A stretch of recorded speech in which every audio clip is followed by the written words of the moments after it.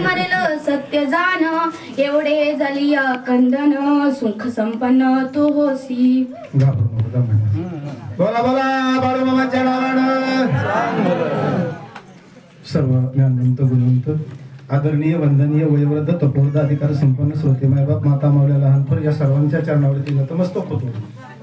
संत सद्गुरू बाळूमामा यांच्याही चरणावरती साष्टांग प्रणिपात करून भक्त शिरोमणी हनुमानजी यांच्या समोर साष्टांग लोटांगण घालून या ठिकाणी वेगवेगळ्या शब्दामध्ये कथेचं अनुसंधान सांगण्याचा प्रयत्न करीन. बडबड करू नका, 10च मिनिटं राहिले होता. आज सर्व लांबून पर्वणी शिंदे महाराजांनी सातत्य ठेवलंय. तर रविवारी जे बडे महाराज तर आहेतच पत्रकार मनोज भाई आमचे आता ही निस्वार्थी सेवा करायला. आपलं काय मी इथली तिथं आपलं काय काडीवर माडी बांधतो इथंच आलेलं आपलं सगळं नियोजन. माझं याच्यात काही नाही, मला काही येतही नाही. बरोबर आहे का? आपण म्हणजे ऐकायचं हे सर्व खरं तुमचं श्री आहे. तुम्ही सर्वजण या ठिकाणी धावत येतात. या मामाच्या दरबारामध्ये ही असणारी भावार्थ रामायण कथेची शोभा वाढवतात. कथा गोडे महाराज पण 3 हट्ट सांगितले शास्त्रानं. बालहट, स्त्रीहट आणि राजहट. या बाईनं लावून धरलं बरं का. काही जरी झालं तरी म्हणली माझ्या भारताला राजगादी. आता किती वेळ झाला राजा दशरथजी विनंती करतात. आमच्या महाराजांना सांगितलं पण हे रामायण सर्व उमऱ्याच्या आतलं हो. हे एका कुटुंबाचं झालेलं सर्व इतिहास आहे. हे महाकाव्य आहे, भावार्थ रामायण. पण आज आपल्याला इथं मंदिरात वाचायची वेळ आलीच कशामुळं? सध्या रामायण घडत नाही, सध्या महाभारत चालू आहे. म्हणून रामायण प्रत्येकाला सांगण्याची गरज आहे. माणसं म्हणतात काय हो महाराज दर रविवारी तेच रामायण ऐकायचं. आम्हाला माहिती रामाची सीता रावणाला नेली झालं रामायण आमचं. आणि याच्यामुळे तर आपलं सर्व जीवनातलं दुःखाला कारण असते ना. आपल्याला कळतच नाही, आपण त्याच्यासाठी वेळ देत नाही. कितीही म्हणलं शांत रात्री गप्प बसतात का? बसत नाहीत. काय होईल म्हणले तुझ्या एका निर्णय नाही तर किती जणांचा घात होणार आहे. प्रभू रामचंद्र जर वनवासाला गेले लक्ष्मण आपोआप.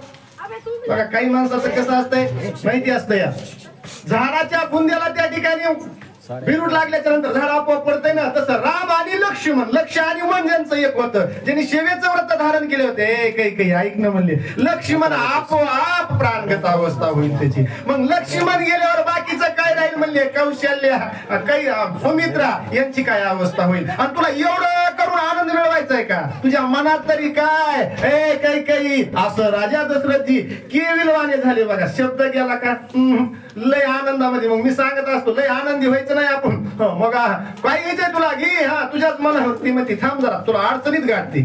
या बाईने अडचणीत गाठले राजा दशरथाला. दिलेत ना महाराज वरदान. हो तुमच्या सूर्यवंश वंशावळ काढली व पाठीमागले बघा म्हणले आपल्या शरीराचं मांस टाकलं. काय राजाने ख्याती केली. त्या वंशात तुमचा जन्म आहे.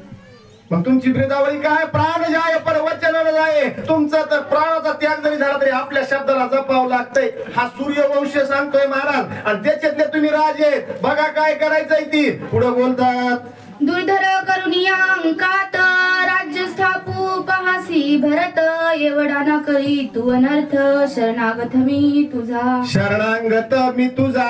मी शरण आलो काही तुला. मी तुझे पाय धरतो एवढा आकांत करून एवढं सर्वाला दुःख देऊन त्या गादीवर तुझा मुलगा बसवायचा आहे का?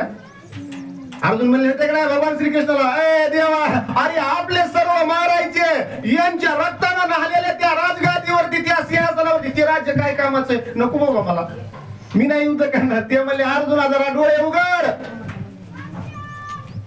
शरीर जात आगावे नाशिवंत स्वभावे म्हणून तो धुंजावे पंडू कुमारा धनंजय त्या ठिकाणी धनुर्धरा म्हणून तुला युद्ध करावं लागेल. म्हणजे शरीराचा स्वभाव आहे नासकय फुसकय हे जाणार आहे. तू काय याचा अभिलाष धरतोस म्हणले. हे नाही अगोदरच गेलेले हे तुला नुसतं निमित्ताला. तसं राजा दशरथजी म्हणले एवढा आकांत करून एवढं दुःख देऊन तुझ्या भारताला राजगादी द्यायची का तुला? मग तुला आनंद होणार आहे का? असं करू नको ना. काही मी तुझ्या पाया पडतो, मी तुला हात जोडतो. पण गेलेला शब्द आहे बाई हाताला पिटली. नाव आहे तिचं काही कोण ठेवतंय का नाव? काही आहे का कुणाचं नाव? म्हणून इतकी केविलवाणी अवस्था झाली राजा दशरथाची. आपण अनुमान काढायचं म्हणून रामायण ऐकायचं. राजाची अवस्था जर बाई ही करती. पाठीमाग ओवे गेले आमच्या रामराजे महाराजांना सांगितल्या स्त्री वा वा वा वा लय भारी माणूस आहे. हे तर तत्व आहे आपल्या परमार्थातलं.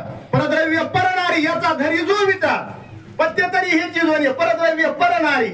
जो कोणी पाहिले एवढंच तत्व आहे महाराज. आणि याच्यातून अलिप्त राहिले पाहिजे. राजा दशरथाला अडचण आली, दुःखी केलं, काय बोलले?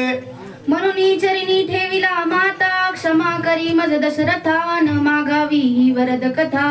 वन रघुनाथ काही मी तुझ्या पाया पडतो, तुझ्या पायावर नतमस्तक होतो. काहीही कर, तुझा निर्णय बदल. माझ्या रामाला वनवासाला लावू नको. आता मी तुझ्यासाठी अजून काही करू, असं राजा दशरथजी बोलतात. रामा सोदे मज पासी, राज्य देतो मी भरतासी. प्रतिभू देतो वरिष्ठाशी, तो आभासी निअंता. हो, आणि म्हणून म्हणले त्या ठिकाणी बडे महाराज पत्रकार वाचण्यासाठी या. पुंडलिकावर हरी विठ्ठल श्री ज्ञानदेव.